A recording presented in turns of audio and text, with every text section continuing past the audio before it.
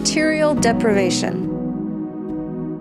So much of your ministry, of your mission field, is going to be in material deprivation. The World Bank has updated the global poverty line to those who make less than $2.15 a day.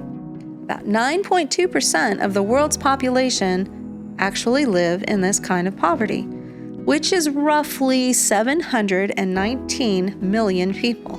Guatemala has a population of roughly 18 million people, and 54% of its people live in this kind of deprivation. This kind of poverty, though measured in dollars, is reflected in severe deprivation of material, cultural, and social resources and behaviors. Compromised social, educational, and healthcare systems create an ongoing cycle of deprivation. This cycle translates into a lack of mental and emotional capacity and brokenness that makes your mission field that much tougher. One of the most profound impacts of poverty is hopelessness and shame. God seems to show a special concern for those who live in poverty. There are more than 2,000 verses in the Bible about poverty. Once again, extending from the garden, poverty is a picture of the broken relationships with self and each other, God and the rest of creation.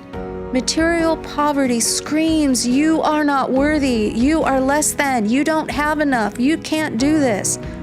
When we view poverty as a brokenness of the mind and heart, a departure from God's plan, we can see that God's concern is less about favoring the poor. It is a calling to His church, an appeal to remember that the poor have been stripped of proper relationship. The concept of the true goodness of God is unconceived. They need you to show them what good is. The poor need the body of Christ to bring them into God's presence, into God's process of renewal and restoration. Proverbs 22:9. Whoever oppresses a poor man insults his maker, but he who is generous to the needy honors him. The work of the cross is grossly misunderstood. In Guatemala, we have seen idolatry and open witchcraft make the work of the cross and the message of the cross a dollar commodity. It probably sounds familiar, but this level of poverty takes the crime to a whole new level. The common absence of generosity, of nurturing and compassion in extremely poor communities has made Christ, as He is, inconceivable.